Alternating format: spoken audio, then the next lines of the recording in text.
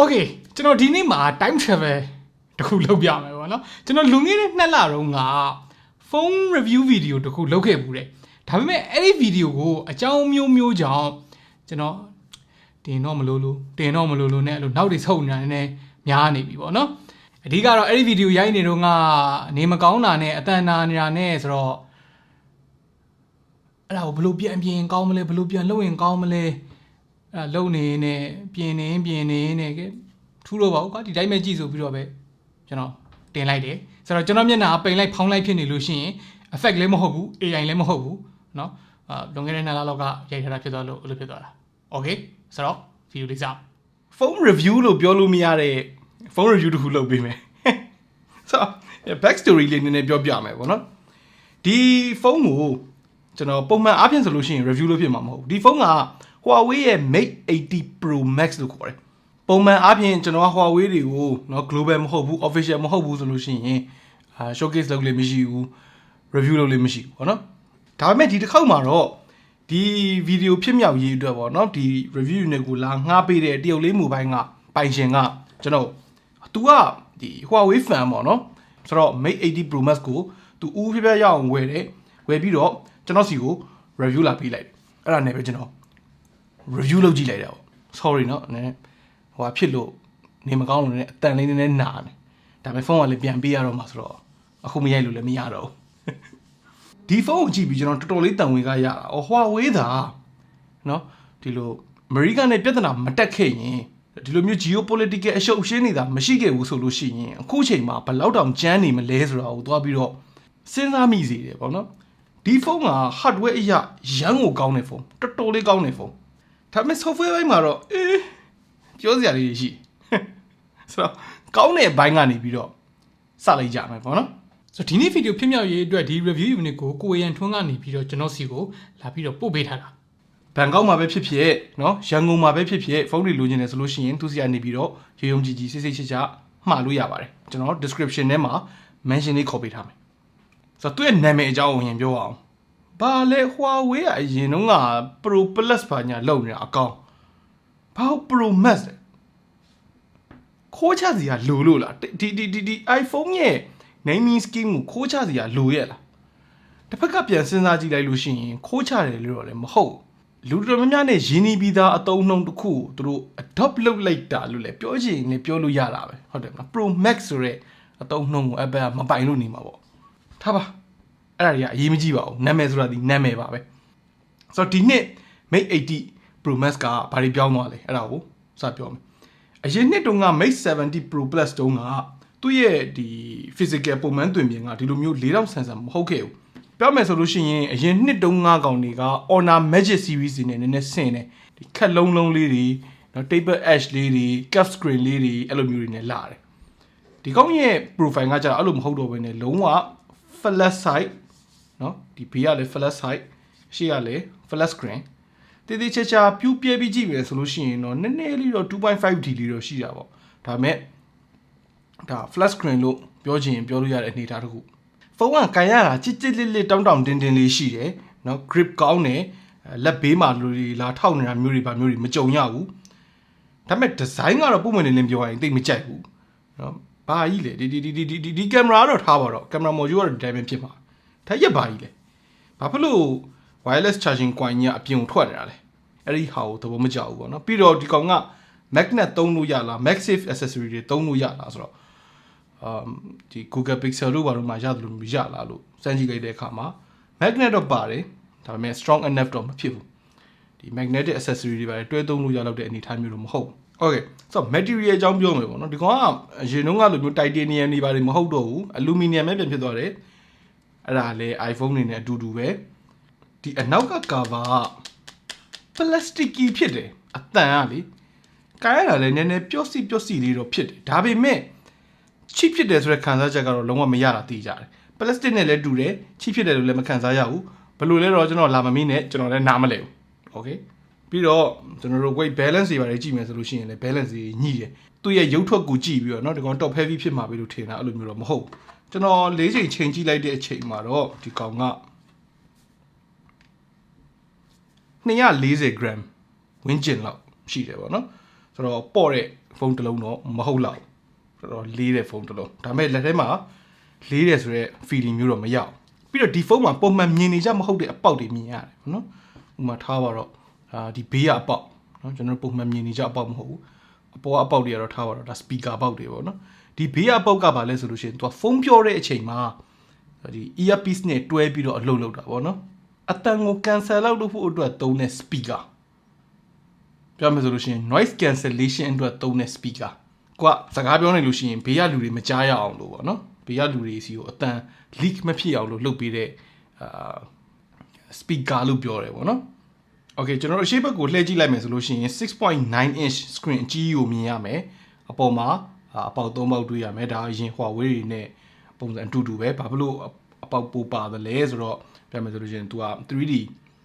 face recognition တွေပါတယ် support လုပ်တယ်ဗျာเนาะတခြားရိုးရိုး Android တွေထက်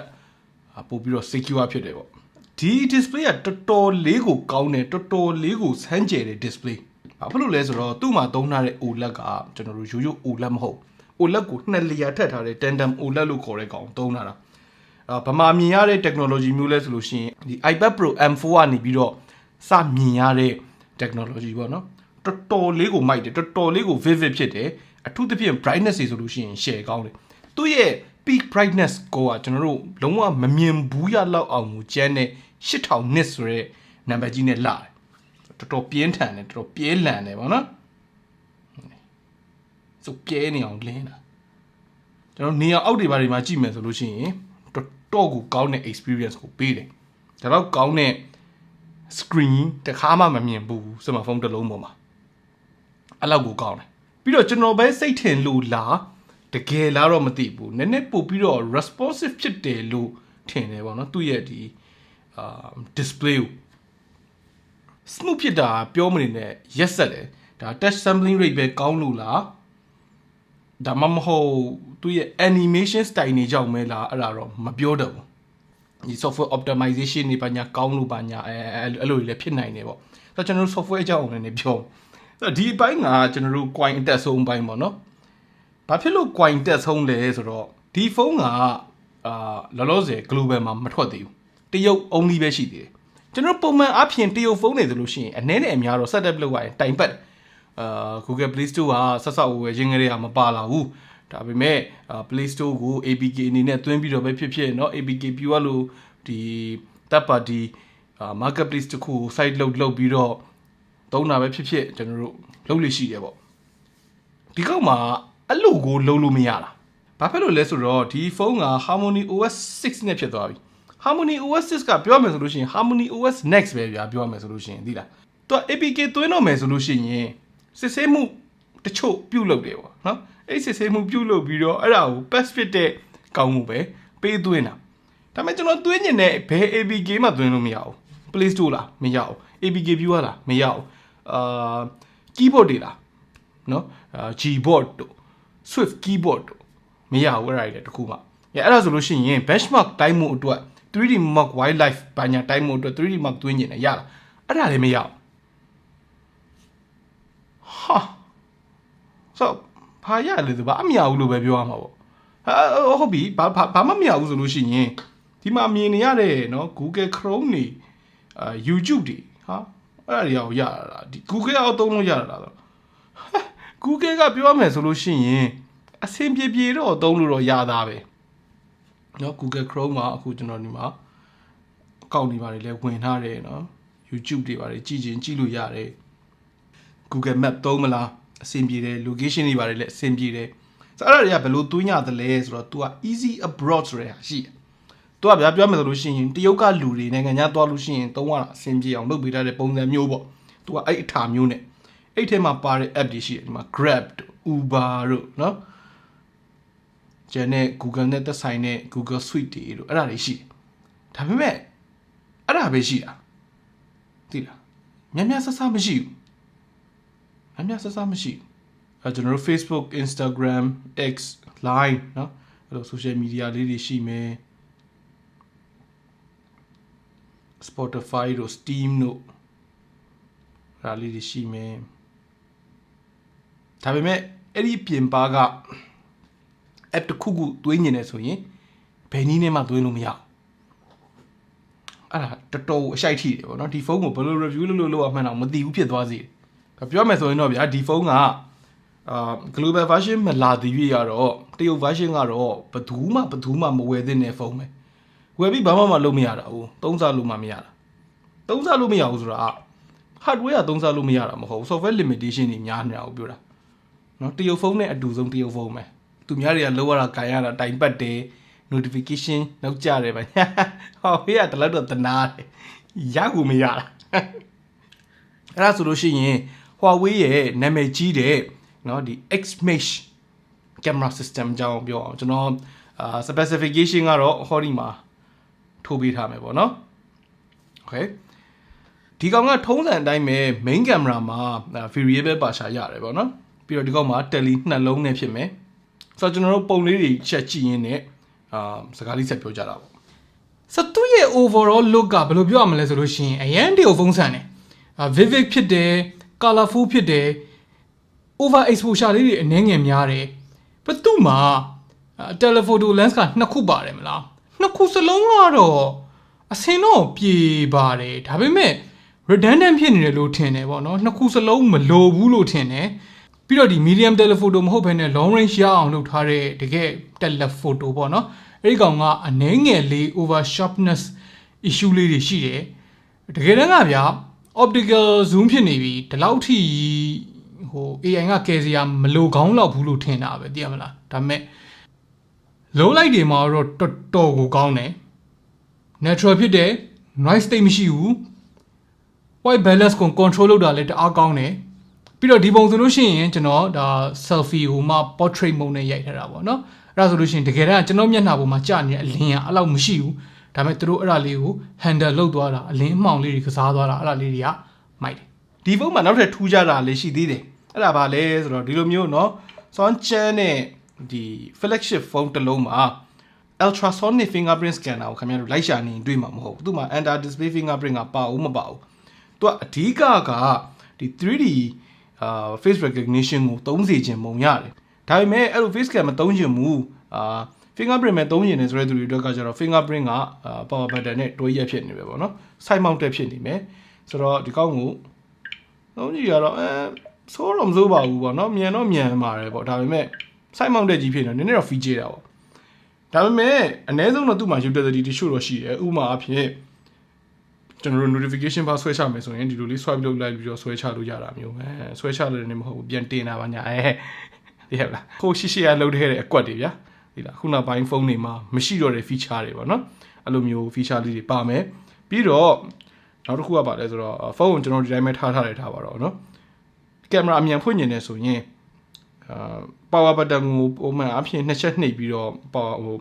ကင်မရာဖွင့်တာတွေပါရှိတယ်ဒီကောင်ကျတော့ fingerprint ကိုနှစ်ချက် tap လုပ်လိုက်ရုံပဲအဲ့ဒီ function တွေပေါ့နော်အဲ့ဒီ feature တွေကိုကျွန်တော်တို့က setting ထဲမှာသွားပြီးတော့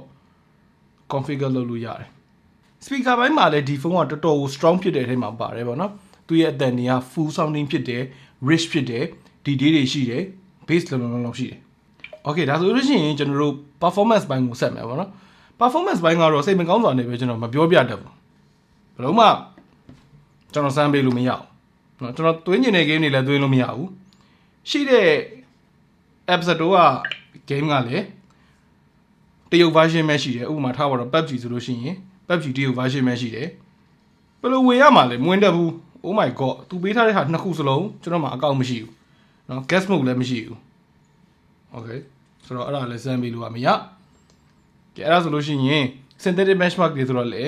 အကုန်လုံးက ban ထားတယ်အဲ့ဒါလည်းမရဆိုတော့ခံမှန်းကြည့်လို့ပဲရမယ်ပေါ့သူ့မှာသုံးထားတဲ့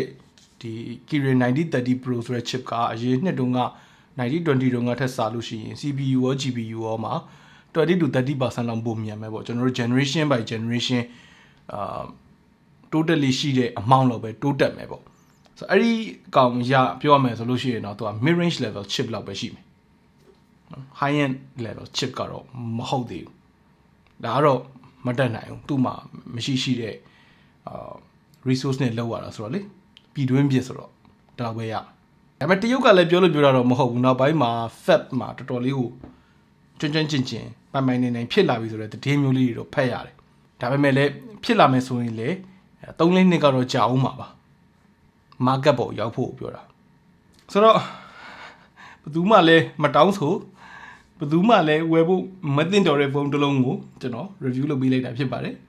ခင်ဗျားတို့ရောဒီဖုန်းကိုเนาะ software ဘိုင်းမှာအဆင်ပြေပြေသုံးလို့ရမယ်ဆိုလို့ရှိရင်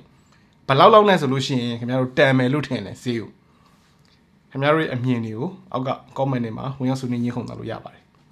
okay နောက်နေ့မှတွေ့တော့